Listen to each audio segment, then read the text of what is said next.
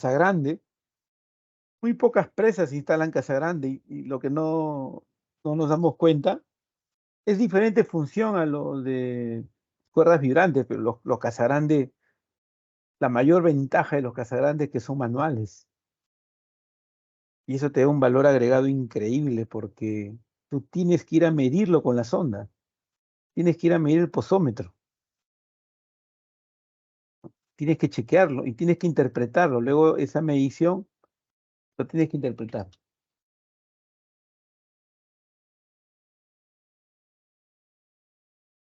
Por ejemplo, miren, quiero que razonen conmigo, simplemente quiero que razonen conmigo. Imagínense ustedes que el pelo de agua está, no sé, vamos a poner un número, en 100 metros sobre el nivel del mar. Tengo una presa en Viña del Mar y el pelo de agua, tengo un tranque en Viña del Mar y el pelo de agua está en 100 metros sobre el nivel del mar. Tengo un posómetro en el coronamiento y el coronamiento me dice que mi nivel de agua,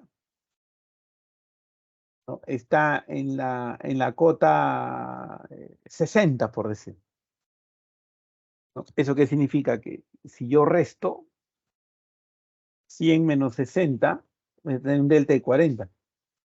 Pero todo lleva a unas ecuaciones, a unas fórmulas, lleva unas fórmulas, ¿no?, donde te va a indicar ese delta. El límite de ese delta va a depender del tipo constructivo de tu muro. Puede ser un rockfill, donde esas presas son totalmente permeables. Entonces te piden un delta, no sé, 10 metros, 15 metros, incluso 5 metros. Pero no pasa nada. No pasa nada porque es un muro totalmente filtrable y esos muros están muy de moda. En Chile ya hay dos muros de esas características de rockfill, porque son presas que se saturan de agua y como son de enrocado, son totalmente resistentes. ¿Qué podemos ver en esta presa? Sudáfrica, 1994. ¿Dónde está la instrumentación? ¿Ustedes creen que las presas colapsan de la noche a la mañana? Si hubieran tenido la instrumentación correcta, por ejemplo, a criterio mío, a criterio propio, yo acá lo hubiera instalado, bueno, aparte de los pisómetros que son estándares, acá yo lo hubiera instalado una celda de asentamiento, ¿no? El Casagrande, sí, posiblemente sí, pero una celda me hubiese dado eh, una mayor medida, porque en el tiempo se va sentando, se va sentando, se va sentando, pero no es que se asiente por el peso, ¿ah? No, se va sentando. Hay un asentamiento vertical ahí definitivamente y y hay un desplazamiento que me va a dar el inclinómetro desde aguas arriba hacia aguas abajo. Entonces, teniendo esas dos medidas, el inclinómetro, otra variable importantísima, y la celda de asentamiento, me hubiera predicho eso. ¿Sabes qué? Acá la celda de asentamiento ya se excedió del umbral. Acá mi inclinómetro ya se excedió del umbral. Entonces, fácilmente se hubiera podido haber detectado esta falla. Y no nos equivoquemos, ¿ah? Estamos en Sudáfrica. Recordemos que tanto Canadá como Estados Unidos, Australia y Sudáfrica son países que están, entre comillas, los máximos exponentes en diseño de presas e instrumentación,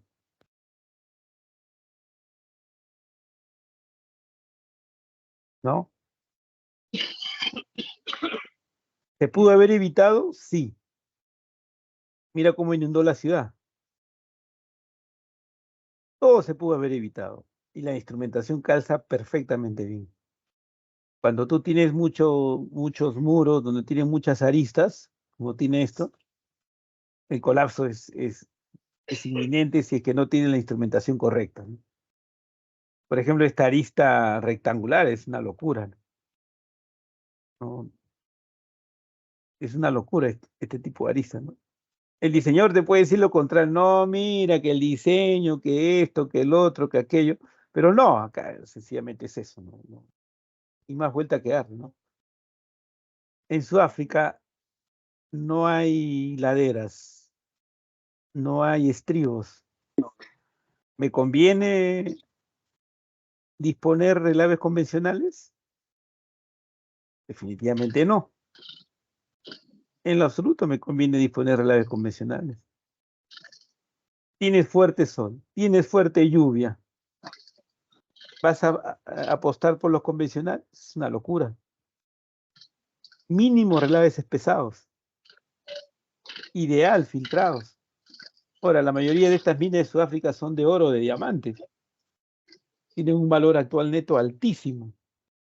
Tiene una rentabilidad altísima. Así que digan que la mina no es rentable, no. ¿Qué ha pasado? Sencillamente no le han dado la importancia correcta a la instrumentación. Así de fácil. No. Yo he visto muchos tranques en Perú y he visto que en Chile dos o tres. Y si les digo que en Chile fácil es de 2 a 3 veces más el número de instrumentación geotécnica es poco, ¿no? Un tranque similar al que hay en Corporación Tech, en Iquique, y un tranque similar en Perú que tiene Toromocho, es el triple lo que tiene Tech. Y es 5 veces más lo que tiene este, lo que tiene las Bambas, ¿no? Di un entrenamiento de relaves a esa mina y si te digo que tenían 10 es mucho. Y un tranque gigante, una planta de 140.000 toneladas por día, ¿no? Por eso que es increíble cómo no le prestan la debida importancia a la instrumentación geotécnica. Miren acá esta brecha. Esta brecha es una locura, ¿no? Miren la zona alta precipitación. ¿Se pudo haber evitado? Totalmente. ¿Qué instrumentación? Casa grande, a ojos cerrados. Cuerda vibrante también, pero el Casa Grande es muy, muy efectivo. Sabemos que los pisómetros de cuerdas vibrantes, que se basa en los poros, nivel de poros, y los pisómetros Casagrande son totalmente diferentes el concepto. Imagínense ustedes que tuvieran que elegir uno de ellos, donde, ¿sabes qué? El cliente te dice, solo tengo CAPEX para uno, solamente uno. ¿Cuál elegiría? ¿Alguien me puede responder?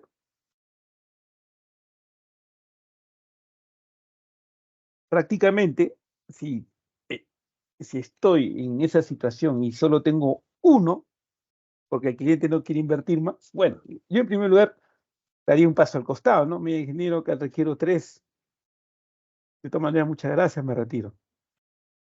Usted está actuando de forma incorrecta, se requiere esto, esto, esto, ¿no? Un paso al costado para no tener problemas legales en caso haya corrupción, en caso haya colapso, ¿no?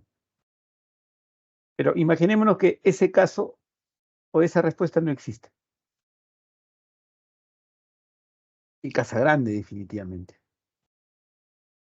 Una medición diaria, interdiaria, ver el seguimiento, cómo sube tu nivel de agua. Dependiendo del tipo de dique, ese dique, por ejemplo, de nada es permeable, ¿no? Si hubiera sido un rockfill, ¿no? Un enrocado, esto no sucede nunca, ¿no? Sencillamente el dique es filtrable y punto, ¿no? El Casagrande ya, tú ves, está subiendo demasiado el nivel de agua, automáticamente. ¿Sabes qué?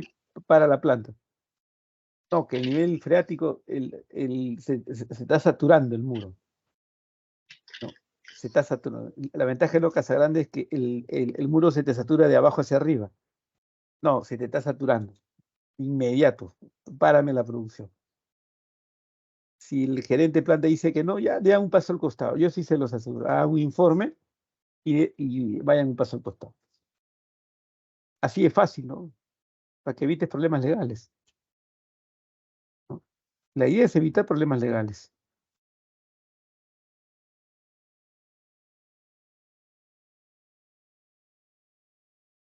Estas presas, he contado tres para no ir de uno en uno, tienen el mismo principio de rotura que el de Sudáfrica, ¿no? Acá por la arista, miren. No, acá por el lado lateral y acá también por el lado lateral, ¿no? ¿Se pudo haber evitado? Sí. Y no nos equivoquemos, no son de hace 60 ni 70 años, ¿no? Lo que pasó en el cobre en Chile en el 65, estamos hablando ya casi 60 años, ¿no? 58 años, ¿no? Ahí podemos decir que, bueno, la instrumentación todavía era muy débil, todavía no había la ingeniería actual, que esto que el otro, ¿no? Pero 98, 2010 o la década de los 90 hacia adelante, no, pues ya toda la instrumentación estaba correcta, ¿no? Había una fuerte instrumentación, una buena ingeniería en construcción de muros, equipo de disposición de relaves, entonces es inaceptable, ¿no? Muchachos, los colapsos se pueden evitar.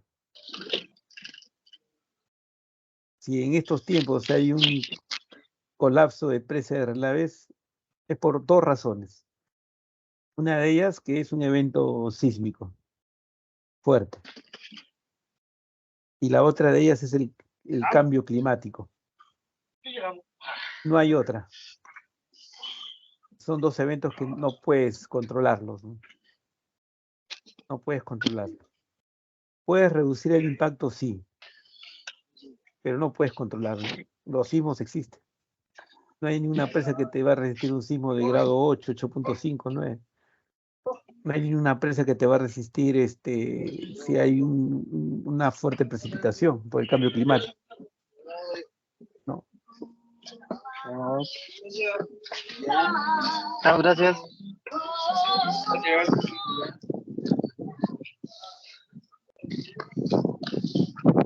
Esta es una presa en México. Esta presa colapsó. Sí, nos está haciendo caminar. Está en la parte superior. Increíble, ¿no? Miren, construir una presa en la parte superior, ¿no? Totalmente falló todo, ¿no? Si hay una mala operación, la instrumentación te va a detectar de inmediato. Si tienes una buena operación, la instrumentación te va a estar todo en verde, va a estar dentro de los umbrales, ¿no? En términos generales, muchachos, conceptos prácticos, no son conceptos que hay en los libros. ¿Qué cosa es una instrumentación geotécnica? Ocultación también le llaman, ¿no? Así, en términos muy, muy prácticos, ¿no? Es el complemento perfecto para mantener tu muro, tu tranque estable. No solo el tranque, también puede ser los botaderos, los tajos, etcétera, etcétera, ¿no? ¿Por qué el complemento perfecto? Porque si tú en la operación de un tranque operas muy bien, necesitas tus ojos. ¿Y quién te da esos ojos? La instrumentación. ¿Por qué? Porque te da números medibles si están dentro del umbral. Claro, te va a confirmar que tu operación es excelente, ¿no? Necesitas medirlo, sí. Entonces, ahí está la instrumentación para medirlo. No quieres invertir, ya, esa es otra cosa. Y en el rajo, si tú desbrozas, le hace el ángulo correcto con los ingenieros geotecnistas, posiblemente no necesitas instrumentación, pero necesitas medir, porque necesitas ahí medir cómo está tu talud, si hay inestabilidad, si es una zona de fuerte lluvia, cómo está la saturación, cómo está tu drenaje de agua, cómo está tu calidad de roca. Tienes que hallar la dureza en grado Mohs. O una instrumentación correcta es la medida, es el complemento perfecto, ¿no? En el botadero ni qué decir, ¿no? Botadero también necesita hacer instrumentación geotécnica, ¿no? Entonces, es el complemento perfecto, totalmente perfecto. ¿Cuáles son las partes de la presa de relaves? O del tranque relaves, dependiendo de qué tipo, qué método constructivo. Pero normalmente tiene un coronamiento, como hemos visto, tiene un revestimiento en la corona, no todas la tienen, los rockfill, los tranques enrocados no la tienen, pero dependiendo. Filtros, los enrocados tienen filtros, aguas arriba, luego tiene transición, luego viene el rockfill, ¿no? Va a ser dependiendo de tu método constructivo. El núcleo, en los enrocados, el núcleo es el material, la roca, ¿no? Primero está el concreto CUR, luego está el filtro, transición y el enrocado. Y el enrocado es el núcleo, ¿no? El filtro tiene un promedio, la malla 100% eh, media pulgada pasante, aproximadamente. Ese es el filtro. Y la malla menos 200 en el caso exagerado no debe llegar a 5%. O la malla 74 micrones no debe llegar al 5%. 3% es un buen número. El material de transición tiene en promedio hasta 3 pulgadas, ¿no? Igualmente, la malla menos 75 micrones no debe exceder del 5%, ¿no? Normalmente, pero dependiendo de qué tipo de método de disposición de relaves vas a hacer, si es convencional o es pesado. Si ese es pesado con un ancho de filtro de 3 metros y un ancho de transición de 3 metros, es un buen número.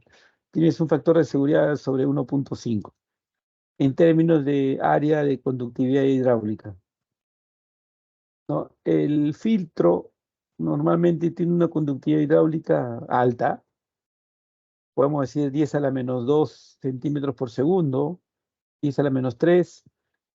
El de transición es aún más alta, 10 a la menos 2, ¿no?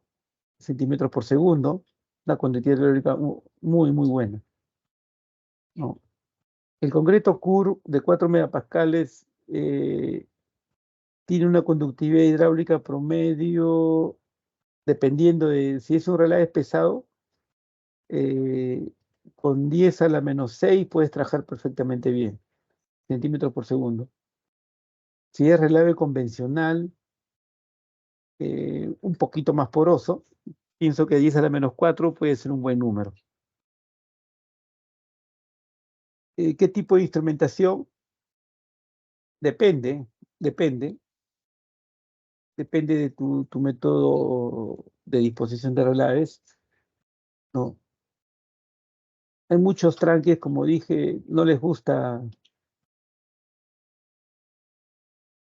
el piezómetro Casagrande, ¿no? Pero yo soy un aficionado a ese piezómetro porque te permite, aparte que tú medir, te permite inspeccionar el coronamiento, ¿no? Importantísimo eso, ¿no? Muy, muy importantísimo.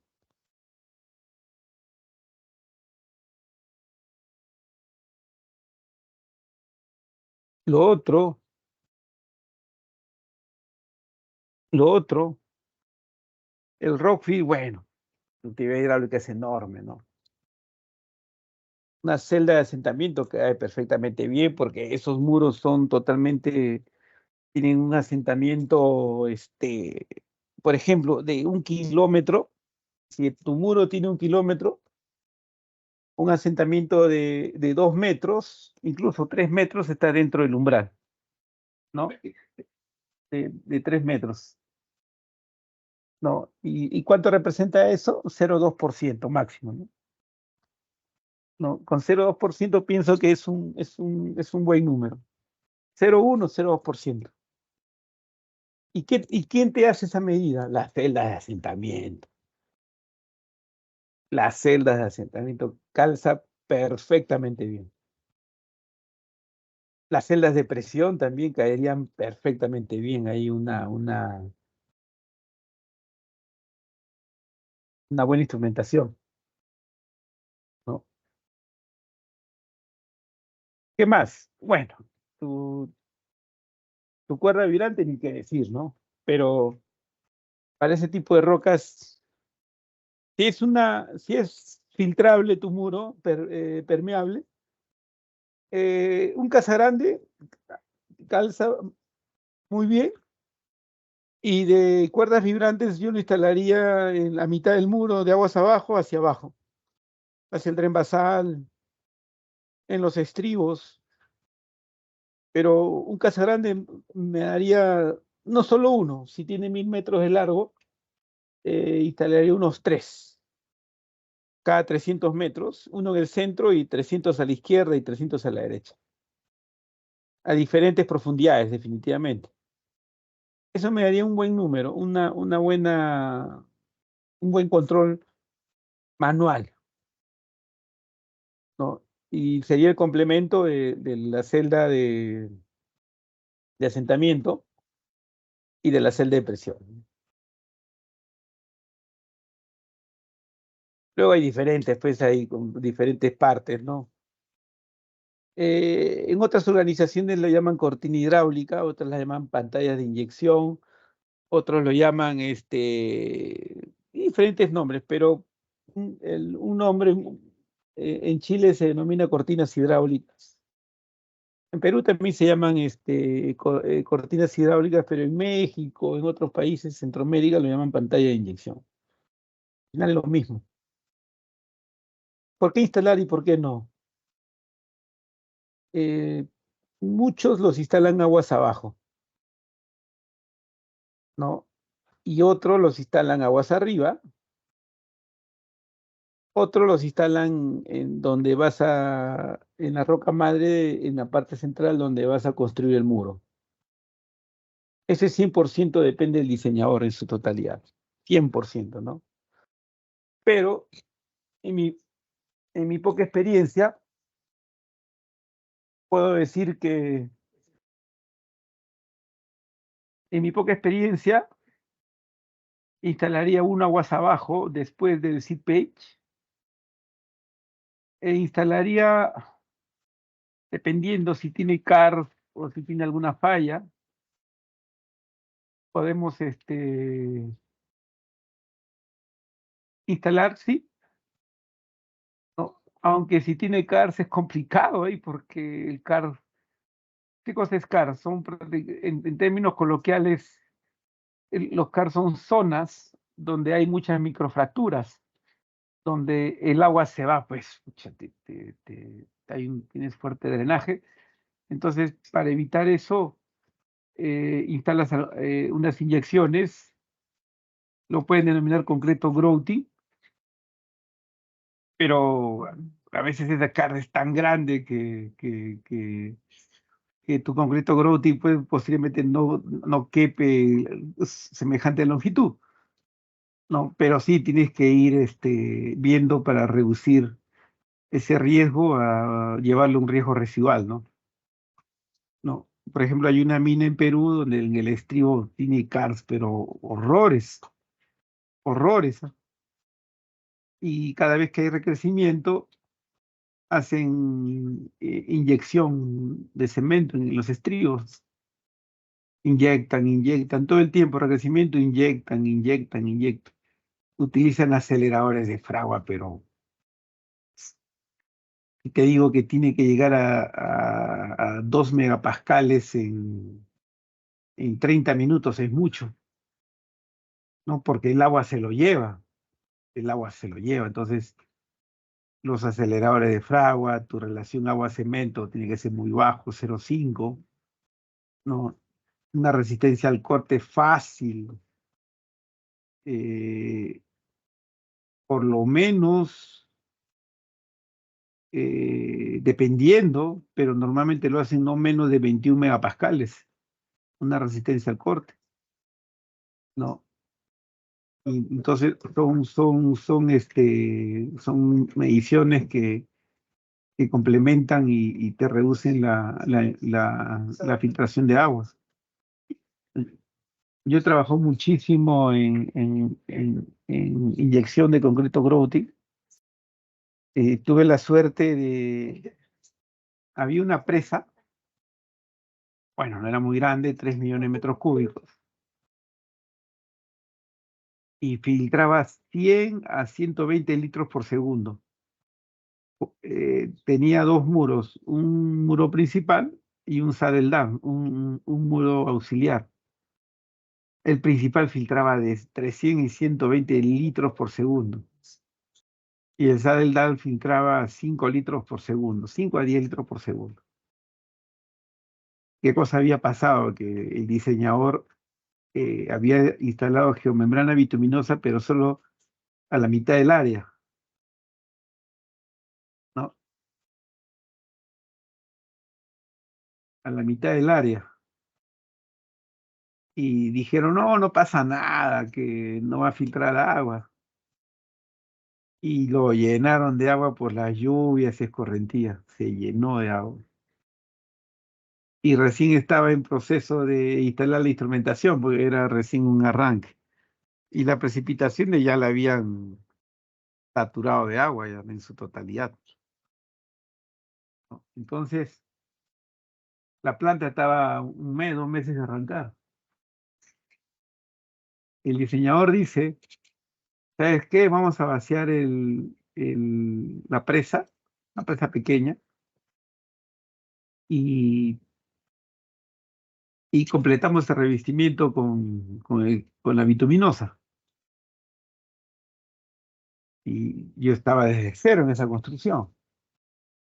Entonces le dije, ¿tú crees que la geomembrana lo vas a instalar encima de ese enrocado, de ese bofedal? ¿Tú crees que una cosa es con agua, que su densidad es 1, y otra cosa es con relaves pesados, que su densidad es 1,7, 1,8, 80% más? No, que la pega de la bituminosa, que es efectiva. Mira, le digo, acá son dos cosas bien importantes. Completas la bituminosa, estoy 100% de acuerdo, pero hay que limpiar bien. Dale la resistencia correcta a la base. Normalmente la resistencia correcta es 1 megapascal mínimo, más o menos 10 kilogramos fuerza por centímetro cuadrado, mínimo, ¿no? Y eso lo haces compactando, le haces una limpieza, llegas a la roca madre, le metes un material, roca fina, luego le das una capa de 10 a 20 centímetros de arcilla y lo compactas. No, lo compactas, el Proctor, allá la resistencia al corte, mínimo 1 megapascal. Entonces ahí recién colocas la geomembrana bituminosa. Colocas, ¿por qué? Porque para que la presión del relave no siente. Entonces, si lo colocas encima sin haber hecho eso, la presión del relave solo va, pero lo va a sentar y la probabilidad es alta que lo abra. Bien alta, diría yo, ¿no? Como el arranque estaba a la vuelta de la esquina, hicimos el plan B, que fue espectacular. Llegamos a la conclusión con el ingeniero de registro de hacer inyección, concreto grouting. Hizo los perfiles. eh, hay 3 niveles, nivel 1, 2 y 3, y nos dimos con la sorpresa que la máxima profundidad era como 150 metros, ¿no? Entonces, de esas inyecciones de un largo de como 200 metros de largo más o menos, si no me equivoco, tengo esa presentación y eso es parte del curso de geotecnia. Es muy bueno esa presentación, ¿no? Es un caso real. El diplomado en geotecnia son, si tengo la oportunidad de estar con ustedes, yo soy puro casos reales, 100% casos reales, ¿no? ¿Cómo influye la instrumentación en los procesos? ¿No? La influencia total. ¿Cómo influye la toma de decisiones en la instrumentación? ¿No? Entonces completamos la inyección de 4 a 6 meses y de 120 litros a mitad de la cortina ya se había reducido como a 50, 60, por lo menos la mitad. Cuando terminamos total bajó a entre 15 y 20. Y a los 2 meses de haber completado la inyección bajó a 5. Entre 5 y 10 en épocas de lluvias, pero 5 en promedio nominal. Debajo hicimos un cajón de concreto si no me equivoco, debe ser un 6 por 4 y de profundidad unos 4 metros aproximadamente. Entonces el agua del C-Pace iba a ese cajón, compramos bombas inoxidables, por si acaso, y eso lo retornaba al circuito. Entonces era la solución correcta. La planta arrancó normal, no había problema de abastecimiento de agua en el make-up. Chequeamos la instrumentación. Recuerdo que es cierto que el diseñador se pudo haber equivocado, pero el ingeniero, que era un canadiense, experto en instrumentación, era amante de los Casagrandes. Me dijo, mira, José Luis, Casagrandes por esto, por esto, por esto, por esto, por esto. Pero lo que más me impactó fue lo que me dijo, y te hablo de hace 11, 12 años, ¿ah? Lo que más me impactó fue lo que me dijo, la ventaja de estos instrumentos es que tú vas a campo con tu sonda a medir. Y lo que te mide es la saturación de tu muro. Si tu muro está diseñado para ser permeable, como los Rockfield, no hay problema. Solo es confirmar. Y ahí me dijo, pero tienes que complementarlo con el tensómetro y con las celdas de asentamiento. Ese es el complemento del Casagrande. ¿Por qué? Le digo yo. Porque te va a dar un diferente valor mientras se satura el muro. Era todo era un amante de los Casagrandes. Así, un amante total, ¿no? Era un amante total de los Casagrandes. Instalamos el Casagrande, 2, si no me equivoco, ¿no? Y las celdas que les estoy mencionando, ¿no? Esos son los ojos. Como dije, es el complemento perfecto. También tienen otras partes, ¿no? La galería de drenaje, unos tienen dren basal, etcétera, etcétera. Otros tienen, bueno, tienes que tener tu borde libre, ¿no? Tu revancha, etcétera, etcétera, ¿no? ¿No? Uno de los objetivos importantísimos es medir la respuesta del terreno. Es lo que hemos estado hablando, ¿no? Cuando un muro recibe agua o de lluvias, dependiendo de dónde está tu tranque, cómo se comporta el muro, qué respuesta ejerce, de que no va a ser estable con la medición cero, pues no lo va a hacer. ¿Y ¿Y quién te da esas medidas después del cero? La instrumentación geotécnica. No. Por eso que estas palabras me salieron del alma, muy, no. Es respuesta. ¿Por qué respuesta? Porque es el comportamiento post, ¿no? ¿Y a qué se refiere con determinadas variaciones? A cómo se va a comportar cuando empieza a recibir agua, cómo se va a comportar cuando comience a haber precipitaciones, cómo se va a comportar cuando hay bastante sol, cómo se va a comportar cuando hay evaporación del muro, cómo se va a comportar cuando tu permeabilidad, tu conductividad hidráulica llega al tope por la filtración del muro, dependiendo de tu muro. Entonces, ¿quién te da esas respuestas? La instrumentación geotécnica. Te da la respuesta perfecta. Que ocurre en las condiciones de ese entorno, de esa presa, ¿no? ¿Y qué te da esas variables? El relave, ¿no? ¿Ustedes piensan que la disposición de relaves es estable? No. Los relaveros cambian. Todavía hay, acá en Chile no tanto, ya tienen mucho más respeto los ingenieros de relave, pero en otros países el, el que en la planta, el que tiene menos rendimiento en la planta, ya envíalo a la presa. Envíalo a la presa, así dicen, ¿no? ¿No? Y todavía es un concepto en otros países, ¿no? Pero en Chile no.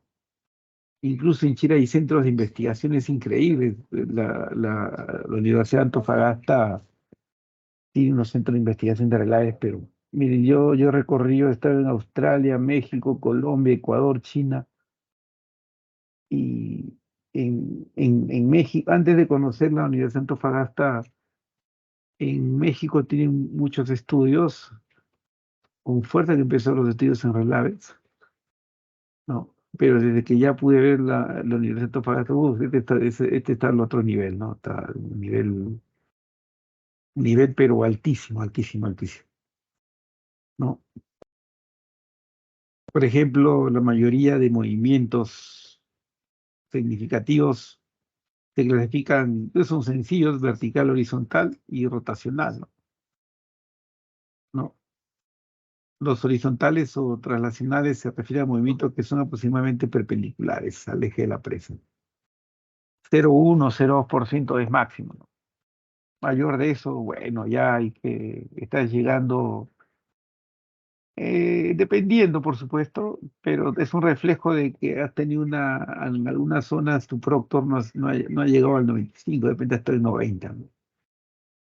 Pero si es permeable, pienso que todavía puede manejarse, pero si es muros impermeables, que son a base de arcilla y otro tipo de núcleo, ya es preocupante. Es preocupante. ¿Por qué es preocupante? Porque eh,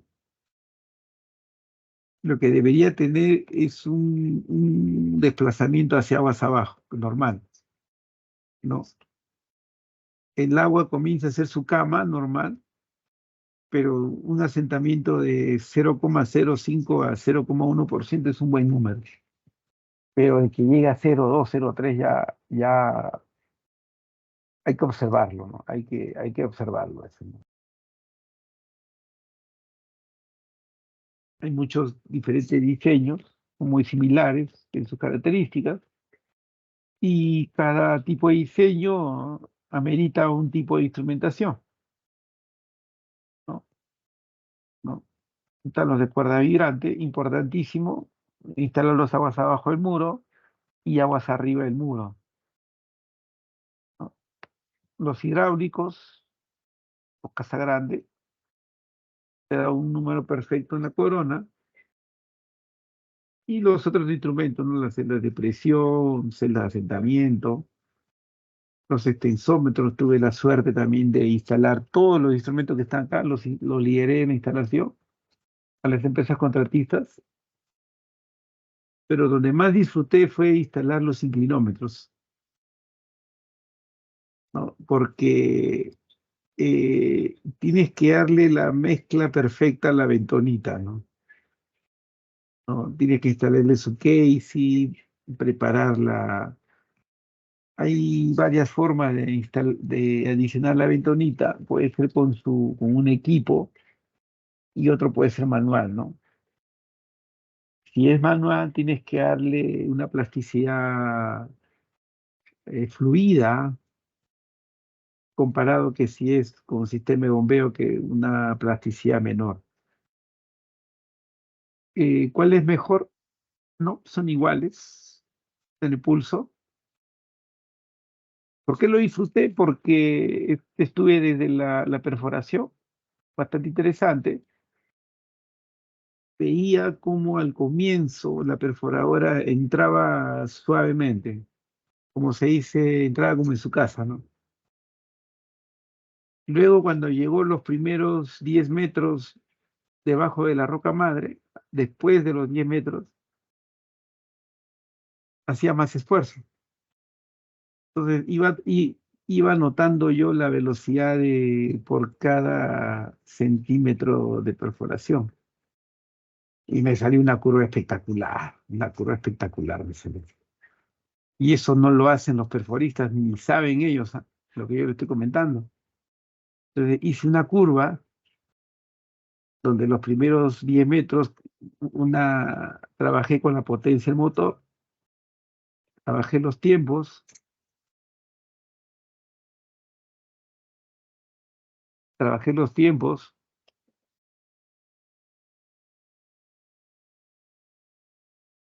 y me salió una curva pero espectacular.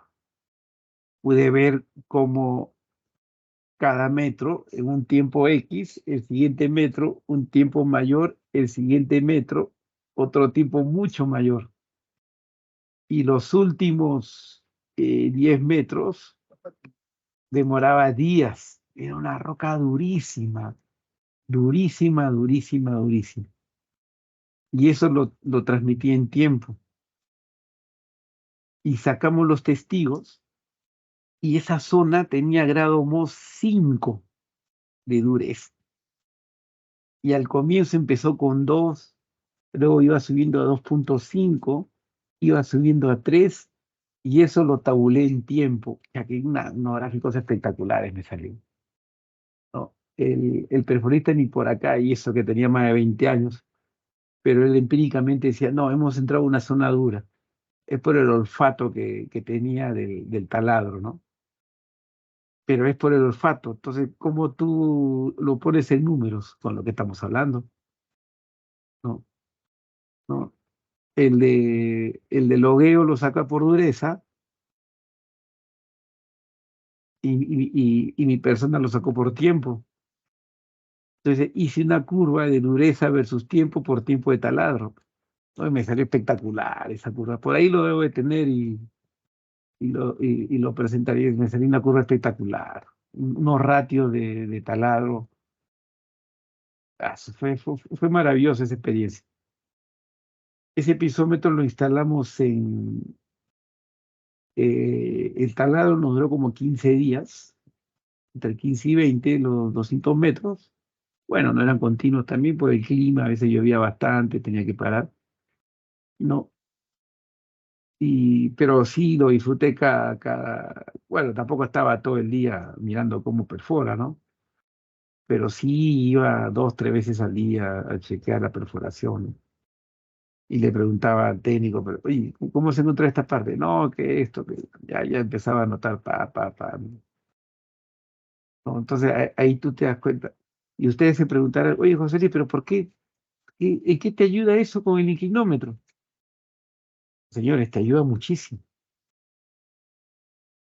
¿En qué te ayuda eso con el Casagrande? Como que en qué te ayuda más todavía. ¿Y por qué te ayuda bastante con el inclinómetro? Porque el perfil de la roca madre tiene diferentes durezas, ¿no? ¿Y cómo te ayuda eso en el Casagrande? Porque la dureza es proporcional aunque no necesariamente, pero sí, hay curvas que son proporcionales a la conductividad hidráulica, a la constante K, ¿no? Entonces, si tú juntas esos parámetros antes de tener lecturas del Casagrande o del inclinómetro, automáticamente lo vas a relacionar. Por eso que es bueno que los que instalan, los ingenieros geotecnistas o los civiles o los que instalan esta instrumentación que tuve la suerte de participar, estas mediciones que yo les hablo es bueno atenderlas y lo más importante, aplicarlas. Este es lo más importante, aplicarlas, ¿no? Eh, Otro de los objetivos, sí, pienso que es un buen objetivo. Otro de los objetivos de estos eh, es la auscultación de una obra. ¿Qué significa esto?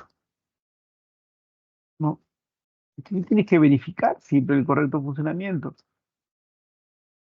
Ahorita todo es satelital, ¿no? Por ejemplo, la otra vez fui a un congreso donde el gerente de Relaves, fue un congreso en Perú, decía, no, que hemos instalado en tiempo real, que tenemos todo en la pantalla, que cómo va la variación de la instrumentación, medimos esto, medimos el otro, medimos aquello, todo excelente. Ya llega diciembre y tú tienes un derrame de relaves, ¿no? Es, ¿A qué voy con esto?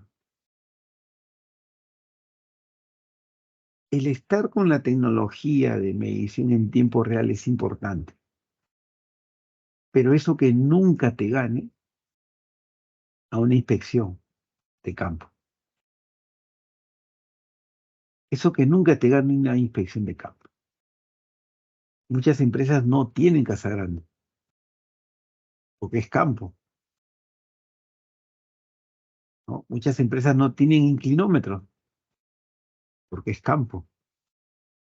Y piensan que los otros instrumentos, que lo puedes instalar sistemas de comunicación, sea por Wi-Fi o por señales de radio, ¿no? Lo llevas a una PC con tus estaciones base, la comunicación, etcétera, etcétera. Y vas a estar sentado en tu escritorio, que vas a chequear todo el tiempo eso. Y todavía otra vez dice, no, lo instalo mi cámara en circuito cerrado y ya no hay necesidad de ir a campo. O sea, yo cada vez que le escuchaba, ¿de qué está hablando? Entonces, si llegamos a que nos gane la automatización en la instrumentación geotécnica, fallamos. Yo sí les digo eso, fallamos.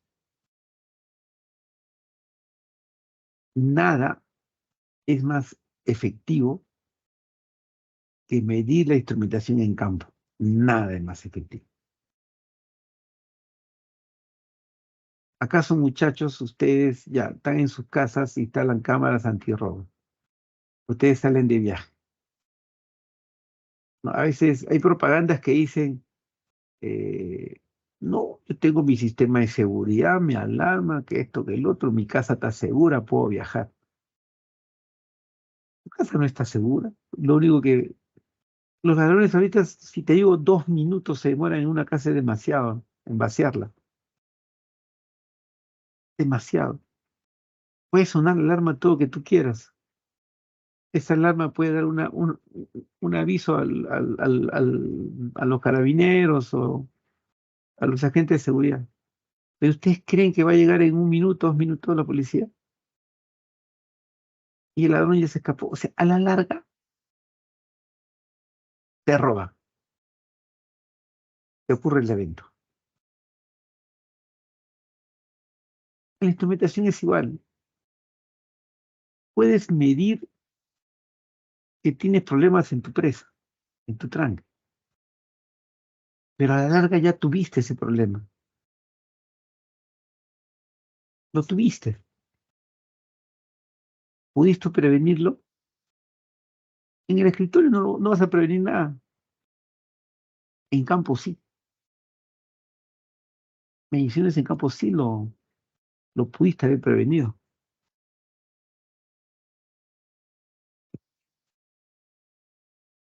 Otro de los objetivos es controlar aquellos parámetros más importantes del comportamiento del muro y sus cimientos, detectar la aparición de anomalías que pueden comprometer la seguridad de la obra. Los parámetros que mejor reflejan dicho comportamiento, ¿cuáles son? Movimientos, ya habíamos hablado, deformaciones, presiones de agua, filtraciones, deterioro de los materiales constituyentes de la presa.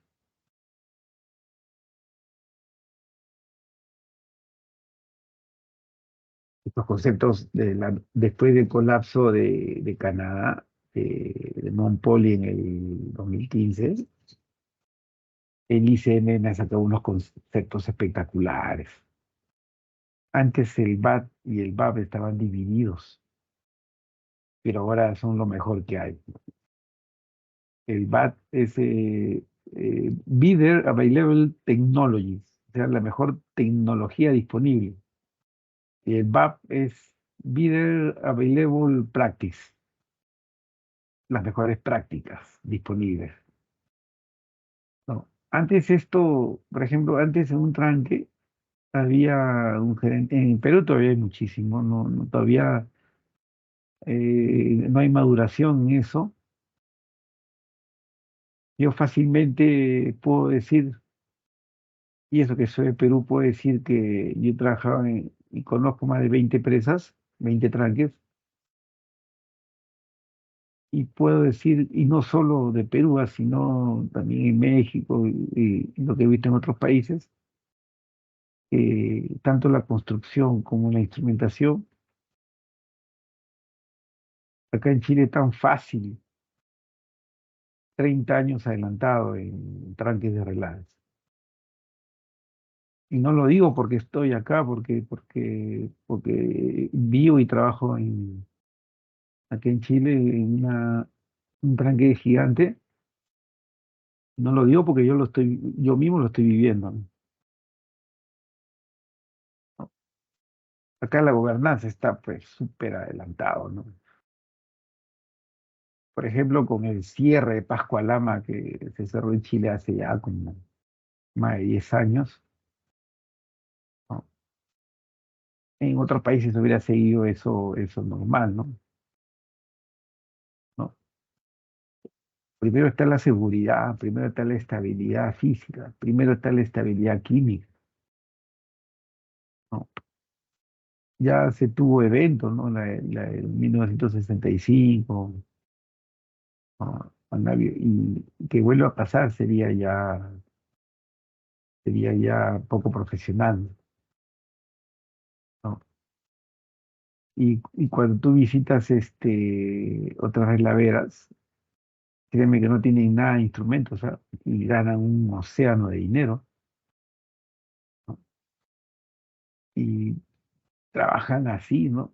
Tienen una planta súper moderna, eso es lo que a mí a veces me pone un poquito, o sea, que una planta, bueno, son pequeñas, pero igual, súper moderna instrumentación, ¿no? Paisiste,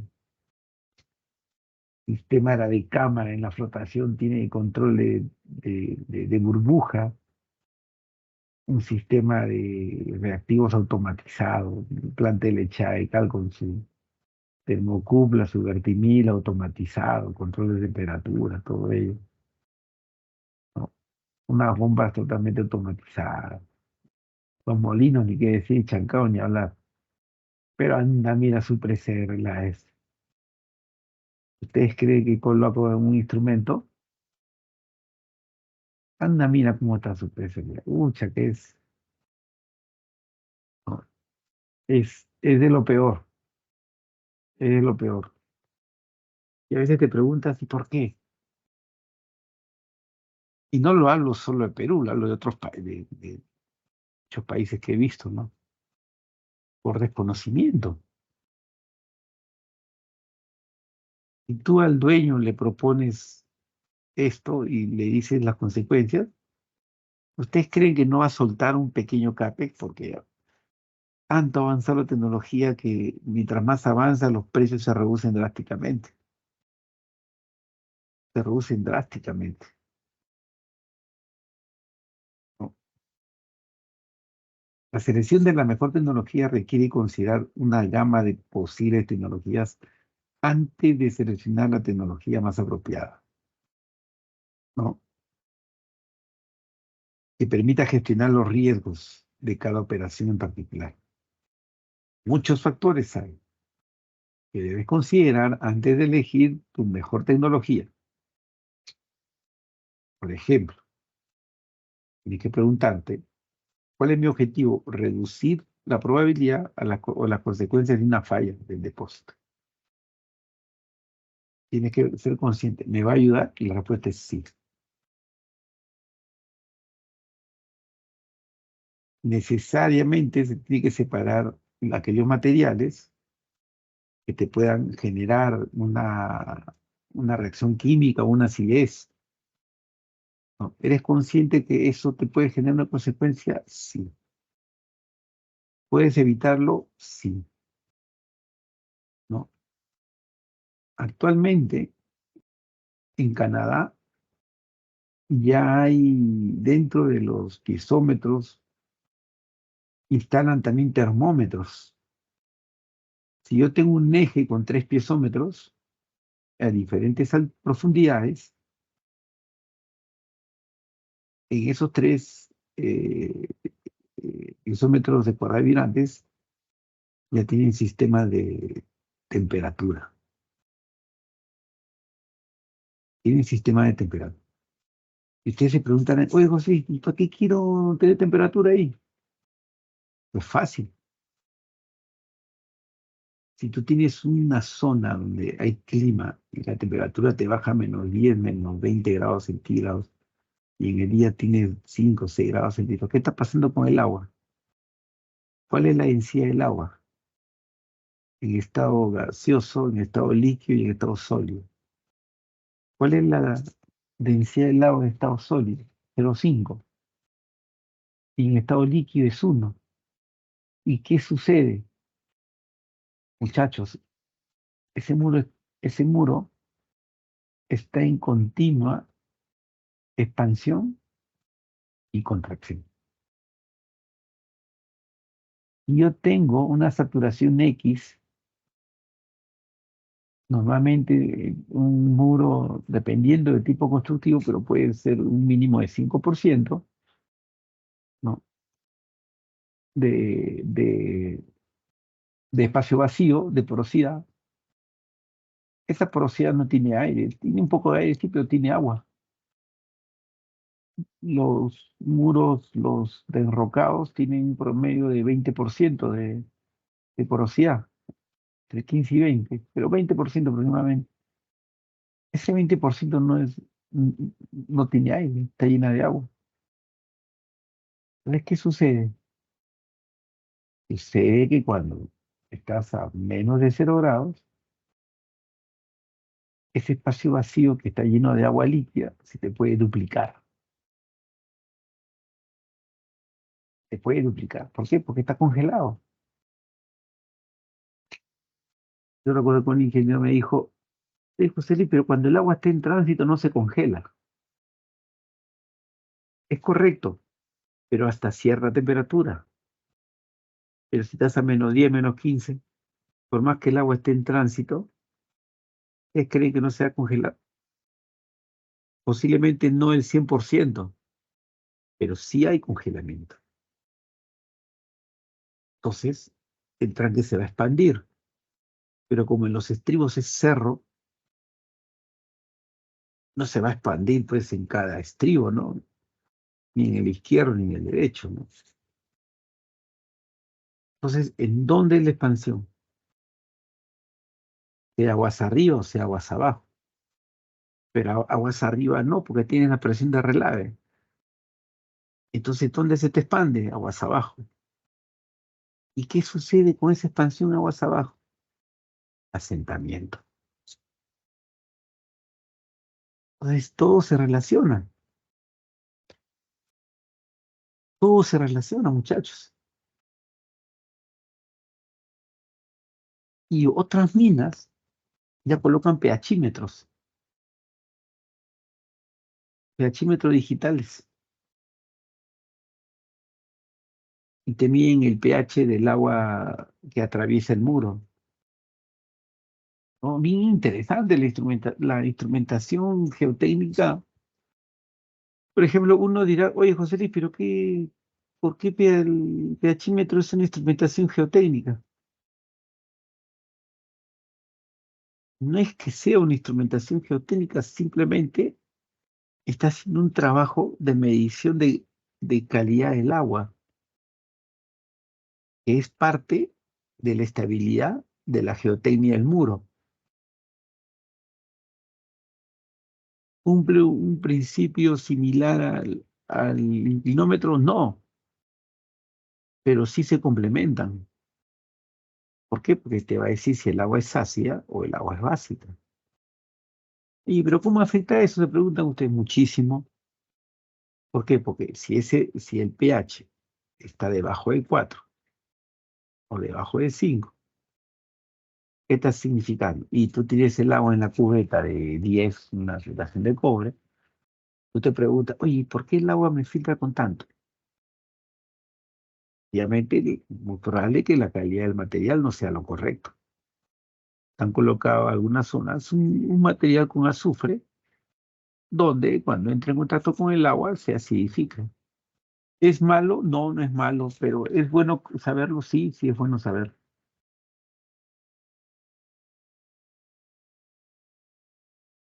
Y así un montón de que tienes que preguntarte, ¿no? Ya habíamos hablado de los VAP, las mejores prácticas, ¿no? Una buena práctica te lleva al costo de cierre por excelencia. Si tú haces una mala práctica, la instrumentación va a salirse fuera del umbral. También otro concepto de la instrumentación es que es tu auditor. José Luis, ¿por qué no inspector? Es que son palabras diferentes. ¿Y por qué tu auditor? Porque cuando tú haces unas malas prácticas operativas, te va a auditar cada periodo que estás fuera del umbral. Se va a ver reflejado. Ejemplo, si tú tienes, por decir un número, que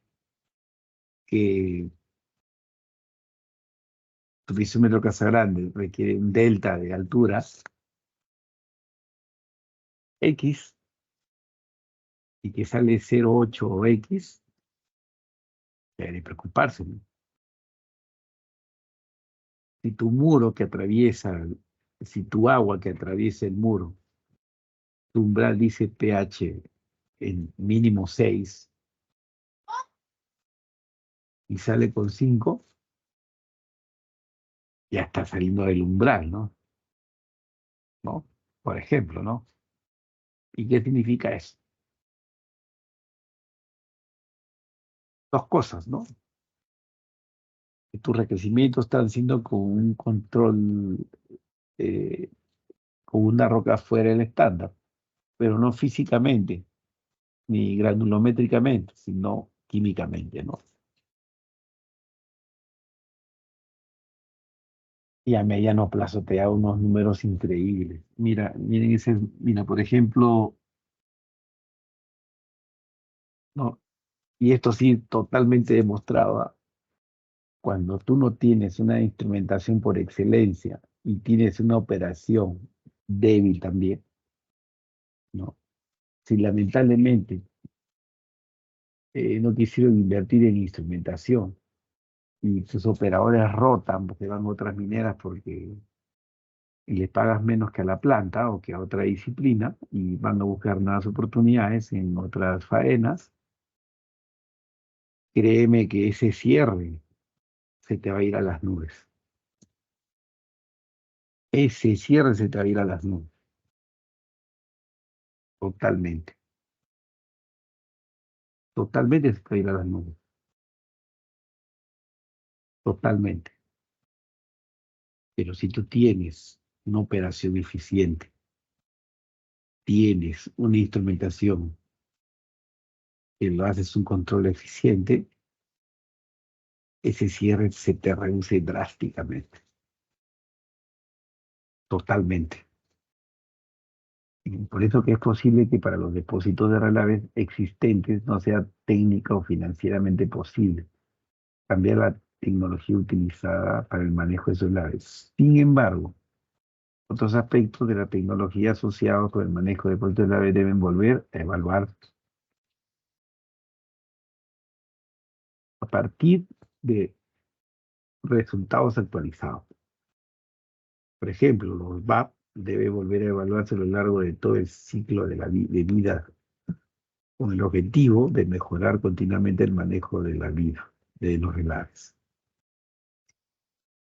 También es bueno volver a evaluar las medidas de gestión a lo largo de todo el ciclo de la vida.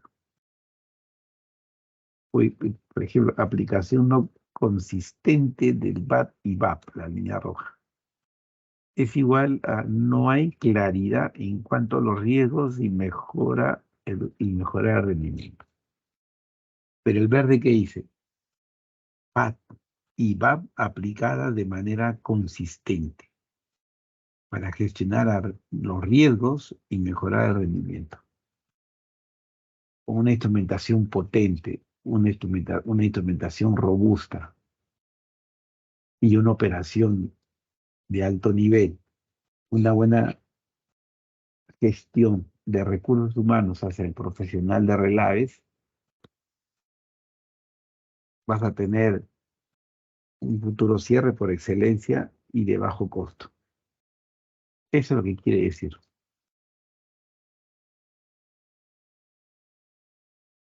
Y yo en China, que visité en el 2014, yo ya vi esto. En China, a veces uno se pregunta, no, que los chinos son izquierdistas, que los chinos son más capitalistas. Recuerdo que fuimos a ver China Gold, una odisea ese viaje. Primero nos fuimos a Ámsterdam, 12 horas. De Ámsterdam nos fuimos a Beijing, 13 horas. De Beijing agarramos un vuelo a Guangzhou, que está a escasos 5 o 10 kilómetros de Rusia.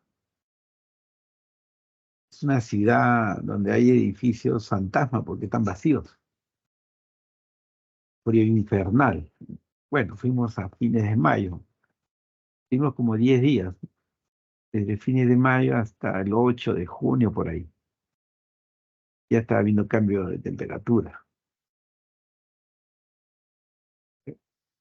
3, 4 de la mañana estaba de día ya, ¿no? En la planta, la gente de compañía, todo lo demás gerente. Gerente de planta, gerente de relaves, ¿no? Y hasta la posición de superintendentes eran directos de la corporación del Estado de China, ¿no? Y luego había una subcontratista en cada disciplina, donde los dueños eran prácticamente los mismos chinos, ¿no? Los gerentes. Y debajo de esa subcontratista había otra contratista, que eran los que se embarraban, pues, ¿no? ¿Ustedes creen que la gente de planilla se embarraba? Nada, eso paraban en interno. Tenían así como la vestimenta de Bruce Lee, tenían así la vestimenta de color azul. Y venía en cascada, los que estaban al último abajo eran los que trabajaban pero fuerte. Y ahí, en esa relavera, yo vi esto.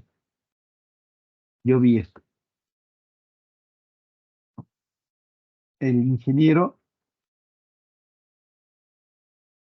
que monitoreaba, tenía no sé cuántas cámaras tendría, ¿sí? Muchas cámaras en el tranque, y en la indicación es, fulano, acércate allá, quiero ver bien eso. No, ay, ¿qué está pasando? Allá. O sea, uno era sus ojos, ¿no?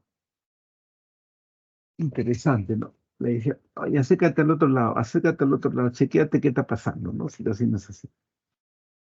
Y que tenía todo monitoreado, pero tenía gente en campo, ¿no? Que verificaba lo que salía en pantalla y miraba alguna anomalía de terreno.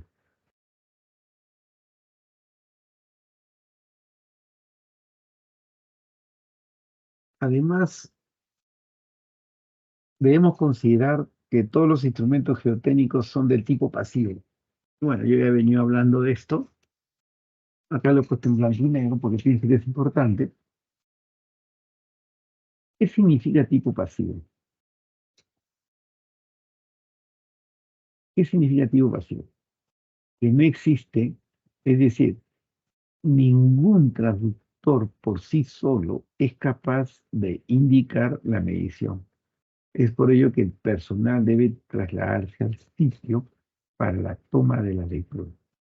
Esta condición impide que se puedan observar, de ser el caso, cambios en la lectura de los instrumentos en el momento de la ocurrencia de un evento extraordinario. En caso de mediciones son en tiempo real, estos deben tener opciones de no modificación, ¿no? Deben tener alertas de aviso. En caso de un instrumento registre datos fuera de rango, etc. Mira el último, este concepto me gusta muchísimo. Existen organizaciones mineras que las mediciones de la instrumentación los tienen en tiempo real, pero esta tarea es transversal, ¿no? No depende de la presa de relaves. Actúa como un ente fiscalizador, monitoreando la instrumentación de la presa y obras de otra área de la mina, ¿no?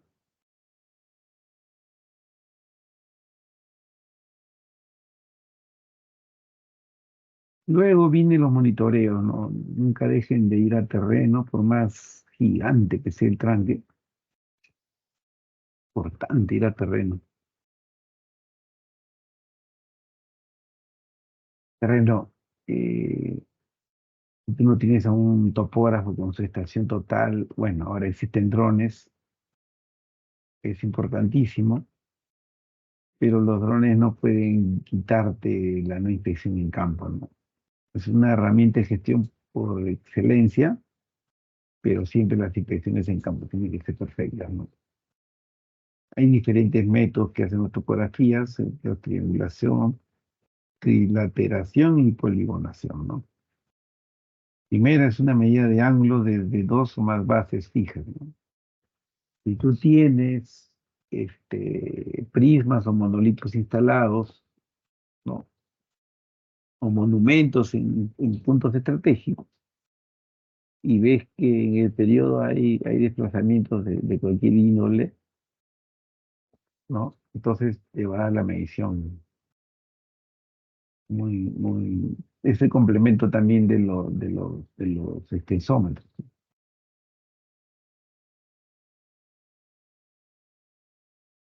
No todo es color rosa, ¿no? A veces hay equipos pesados que pisan al pisómetro. Entonces tienes que dar una buena iluminación, lo tienes que cercarlo bien, codificarlo como debe ser, ¿no? Por ejemplo, miran también en la pantalla como un bulldozer rompió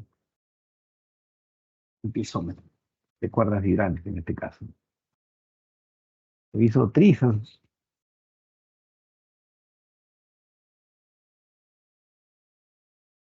Acá se puede ver también cómo una situación en el campo, puedes ver cómo el filtro se empieza a rajar. Oye, José, ¿y por qué salen esas cangrejeras? No, se saturan de agua, pues no. Construyes un muro para una presa de relave pesado y no llegas al objetivo y te sale relave convencional. Eso es lo que pasa. Y también esto pasa cada rato en todas las faenas, ¿no? No hay ningún equipo, sobre todo excavadora o bulldozer, que no haya roto un cable de una instrumentación. Lo ha hecho siempre.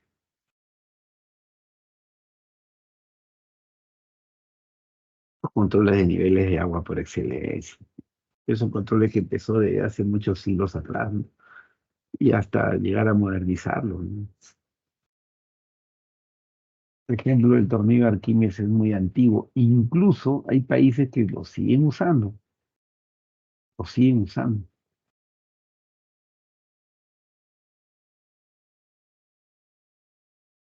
Este método funciona para las pequeñas, fue muy usado en Latinoamérica, ¿no? Muy, muy usado fue,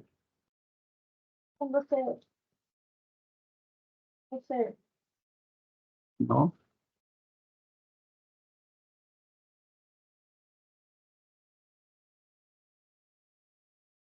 Este drenaje falló en una mina, en un tranque de relaves en Italia, ¿no? En el tranque Esteva, y colapsó la presa. Se rompió la tubería y colapsó la presa. Y justo la tubería atravesaba el muro por la parte central.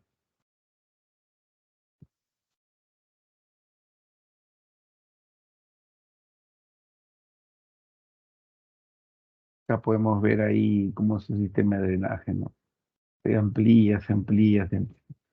Llega un momento llega un momento en que esa tubería se oxida y al final colapsan. Peligrosísimo. Otros sistemas ya más modernos son las torres. En Chile hay muchas, o las barcazas, ¿no? Cualquiera suena bien. El diseñador sabe por qué ha diseñado torre y el diseñador sabe por qué no ha diseñado barcaza. Y a veces cuando tú llegas a operar, te preguntas, ¿por qué usó torre?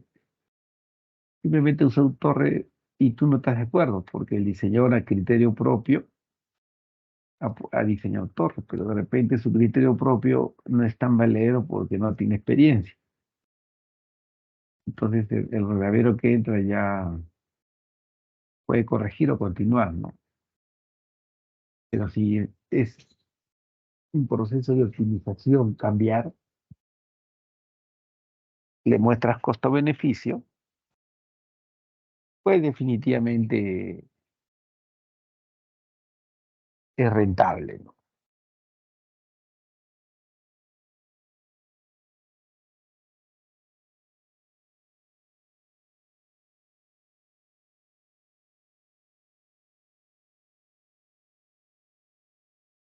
Hemos hablado muchísimo de esto, muchísimo. Nos hemos adelantado hablando a los conceptos acá. Los inclinómetros hemos hablado muchísimo también, ¿no? La ubicación depende del diseñador, depende. Acá uno no puede decir yo quiero acá, no, depende. El diseñador hace estudio de suelos, entonces ellos diseñan por qué en tal coordenada, por qué en tal coordenada, no, depende.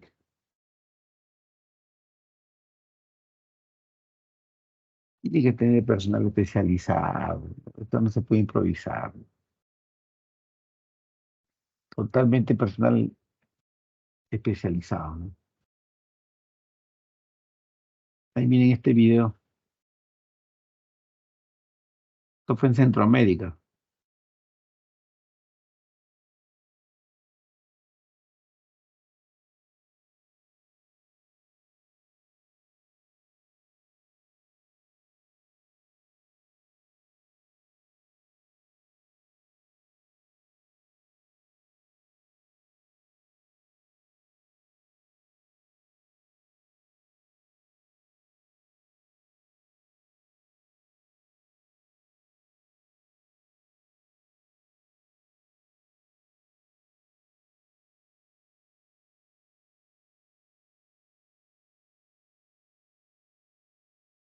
Que estamos vaciando la ventonita.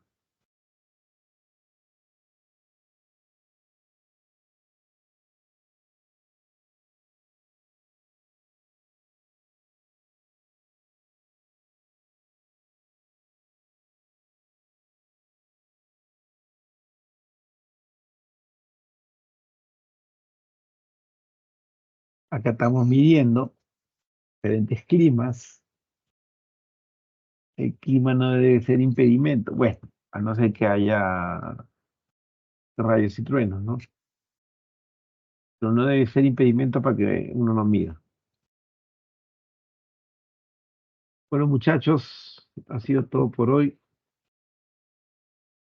La instrumentación, como dije, es el complemento perfecto y es uno de los instrumentos que siempre mejora su tecnología a través de los años.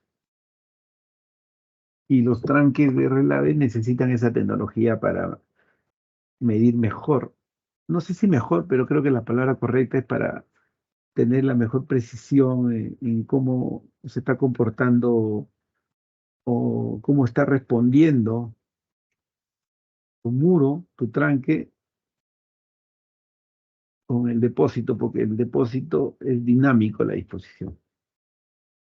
Bueno, señores, no sé si tienen alguna pregunta, si no, ha sido un placer haber estado con ustedes. Si no hay alguna pregunta, ¿me confirman? No, ninguna por ahora, José. Como siempre, buena clase. Excelente. Bueno, muchachos, espero encontrarnos en la próxima y estamos en contacto. Un fuerte abrazo a todos. Hasta luego. Luego. Hasta luego, gracias. Ya, gracias.